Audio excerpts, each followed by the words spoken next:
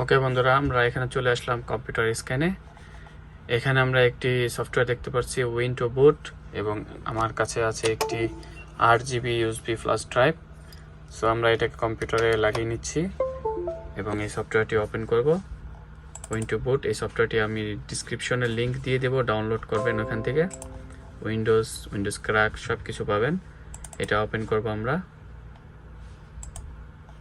Open করার পরে এরকম আসবে। আমার একটা এক্সটার্নাল হার্ড ডিস্ক লাগানো আছে, তাই 258 GB দেখাচ্ছে। এখানে নিচে দেখুন ইউএসবি, এই 8 GB ফ্ল্যাশটি আমরা ওকে করে নিয়ে এখানে কুইক ফরম্যাটে দেব এবং ড্রপ সোর্স অর ক্লিক করে আমরা এখানে আমাদের উইন্ডোজের যেই আইওজো ফাইলটি আছে, এটা যেখানে আছে আমরা এখান থেকে নিয়ে এটা সিলেক্ট করে ওকে করে দেব। এখন এখানে লেখা আসবে ডু ইট। ওকে, আমরা ডু ইটে যখন দিব তখন এটা কাজ হতে থাকবে। এখানে লেখা আছে আর ইউ শিওর, ইয়েস, ওকে এবং ওকে। এখন এটা ফরম্যাটিং হচ্ছে ফ্ল্যাশটি এবং কাজ স্টার্ট হয়ে গেছে। সো একটু ওয়েট করতে হবে, এটা 15 থেকে 20 মিনিট সময় নেবে।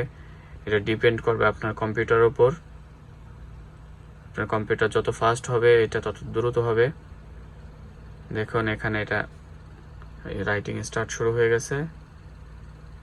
সো এভাবে আপনারা ফ্ল্যাশটি বুটেবল করে নিয়ে উইন্ডোজ ইনস্টল করে নেবেন। চলে যাই এখন আমরা ওই ল্যাপটপটিতে, আসুস ল্যাপটপে কিভাবে আমরা উইন্ডোজ ইনস্টল করব। দেখুন ফাইল কপি হচ্ছে 5%, এরকমভাবে কমপ্লিট হবে 100%, তখন এখানে ডান লেখা আসবে। তারপর আপনার ইউএসবিটি বুটেবল হয়ে যাবে।